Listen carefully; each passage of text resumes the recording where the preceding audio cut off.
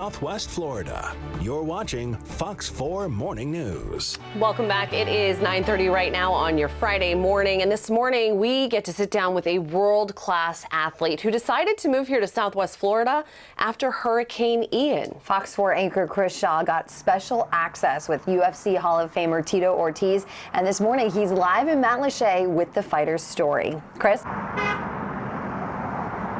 And we are here in Matlacha because this is where Tito Ortiz's Southwest Florida story begins. You know, I think it's pretty safe to say that everybody who went through Hurricane Ian had their lives changed in some way. That's certainly the case for people here in Matlacha. Down the road where I'm walking right now, some businesses are opening again, some restaurants, some parks are open, but for the most part, things are still damaged. Homes, businesses, in large part, look pretty much the way they looked just after the hurricane. And that's when Ortiz came here, just a couple of days after the storm, when there was no bridge, where there was still water in buildings and there was no power. Really, there was no communication with the outside world. And it was then, when he saw that damage, but more importantly, when he met the people, that his life changed.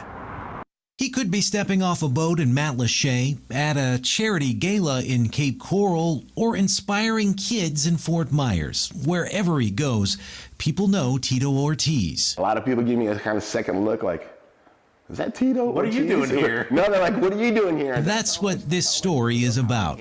Ortiz is a 5-time world champion UFC Hall of Famer. I fought my first time UFC 13, May 30th, 1997. A year and a half later, I became the world champion.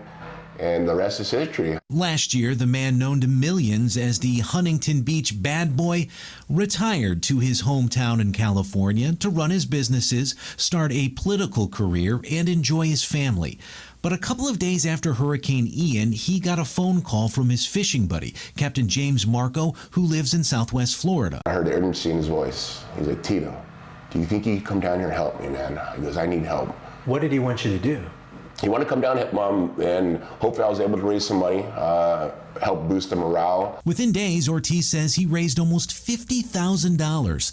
This is video Captain Marco gave us of the men bringing generators, gas, and other supplies to people on Matlacha. You can just see everybody was deflated. Everybody felt defeated. So he came back a couple of weeks later with more donations.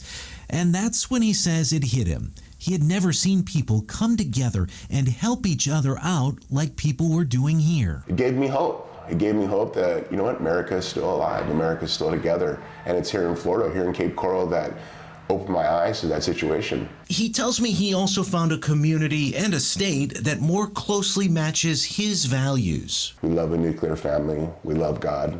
We love faith. We love our freedom. And I love my family. And so he moved them across the country. And it was scary for me because I wasn't sure what I got myself into. But once I got here, it gives joy to me. He says his family is settled now, so he's thinking about the future. He's working on opening a Mexican restaurant in downtown Cape Coral. Being a businessman and trying to help this city grow, because I know it's going to grow fast and grow the right way, I know I can make it happen. One other thing I want to tell you from my interview, and throw out the star power, all the money and the fame. This is what I really took away from my interview with Ortiz, is that as an outsider, he came into our community and, in his words, saw us at our worst. He said he wants to be here with us for our best now, which is good perspective. After everything that we've been through and everything we are still going through, we are pretty fortunate to live in a place like this. Reporting in Matlacha, Chris Shaw, Fox 4 News.